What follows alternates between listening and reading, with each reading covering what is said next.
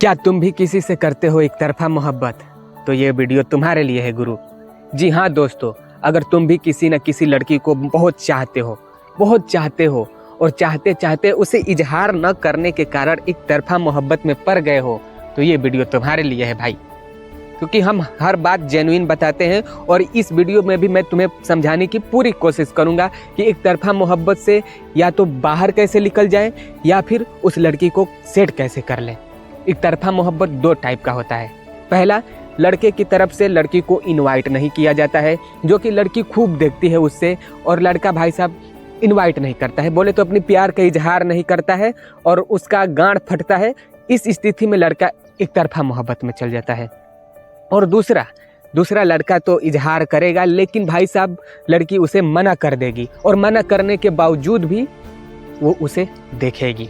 दो टाइप का एक तरफा मोहब्बत होता है और तुम समझ लेना कि भाई साहब मैं कौन सा एक तरफा मोहब्बत में पड़ा हूँ, ठीक।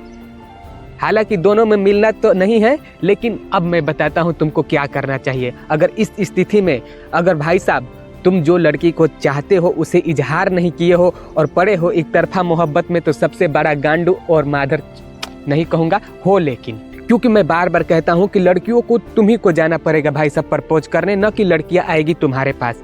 एक बात हमेशा याद रखना गुरु, तुम्ही को जाना पड़ेगा लड़की को प्रपोज करने, ठीक, ना कि लड़कियां आएगी तुम्हें प्रपोज करने। कहते हैं ना कि तुम नहीं तो कोई और मिलेगा उसे, बेवफाई में वसूल पूछे नहीं जाते।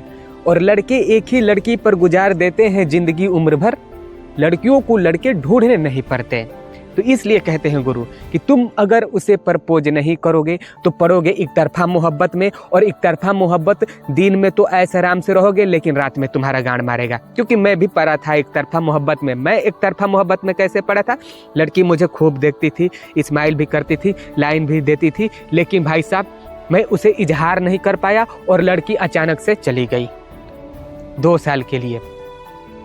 वो मेरे आंखों के सामने आई ही नहीं और पता चला कि उसका शादी ब्याह होकर वो कहीं और सेटल हो गई। तो उस तरह के एक तरफा मोहब्बत में मैं पड़ा था। और रही बात दूसरी कि जो बंदे भाई साहब इजहार करने के बाद लड़की उसे रिजेक्ट कर देती है और लड़की उसे देखती है, तो भाई साहब वो प्राउड रंडी होती है। प्राउड रंडी समझ ही सकते हो, ठीक। तो उसको मूव ऑन करने में ही तुम्हारी भलाई है। वो कहते हैं कि एक की याद भुलाने के लिए दूसरी को अंदर लाना पड़ता है। तो देख मेरे भाई, अगर तू इजहार करके भी हार चुका है और कर रहा है अभी भी उससे एक तरफा मोहब्बत, तो उससे तो झांट नहीं फर्क पड़ने वाला कि तुम मर रहे हो या जी रहे हो, लेकिन तुमको तो फर्क पड़ रहा है ना। तो देखो, उसकी याद को भुलाने के लिए तुमको उसकी जगह पर कोई और कन्या को अपने लाइफ में ऐड करना पड़ेगा। मैं तो यही जानता हूँ, अन्यथा तुम उसकी यादों में रहोगे तो भाई साहब मिलेगा कुछ नहीं और तुम रातों दिन तड़पोगे। तो भाई साहब एक तरफा मोहब्बत में पड़ा हूँ, इसलिए मैं समझाता हूँ, इसलिए मैं समझा रहा हूँ कि मेरी जान, एक तरफा मोहब्बत मौत आ जाए बट एक तरफा मोहब्बत ना हो किसी से। तो देखो मेरे भाई, अगर तुम उसे प्रपोज नहीं किए हो तो हाँ, अपनी दिल की बात को उसके पास शेयर करो। देखो मेरे भाई, 100 बात का एक बात है, लड़की का पीछा करने से कुछ नहीं मिलने वाला है। अगर वास्तव में तुम उसे चाहते हो तो अपनी एक बार दिल की बात उससे शेयर करो। वो उसका मन भाई साहब वो एक्सेप्ट कर लेगी तो ठीक है, ना करेगी तो कोई दिक्कत नहीं, क्योंकि मसला हाँ या ना में आएगा। अगर हाँ में आया तो ठीक, ना में आया तो एक तरफा मोहब्बत से तुम बाहर निकल जाओगे। अपने दिल को समझा लोगे, बोलोगे चलो हटाओ यार, जाने दो।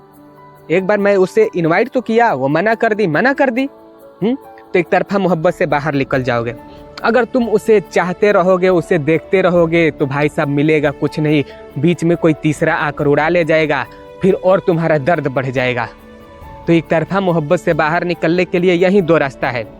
प्रपोज नहीं किए हो तो भाई साहब प्रपोज करो, और जो लौंडे प्रपोज करके हार चुके हैं ना, तो भाई साहब मूव ऑन कर लो, अपनी लाइफ में दूसरी लड़की को ऐड करो, तब जाकर उसकी यादों से बाहर निकल सकते हो। अन्यथा भाई साहब तुमको एक तरफा मोहब्बत से बाहर निकलने में कम से कम 2 से 3 वर्ष लगेगा।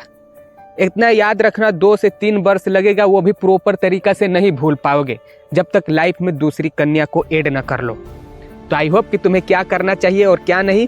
अगर ये वीडियो देखने के बाद तुम्हारा गांड मराने का मन कर रहा है तो मराइए, मेरे को क्या है, मैं तो समझा दिया। तो मिलते हैं फिर से नेक्स्ट वीडियो में, तब तक के लिए जय हिंद, जय भारत।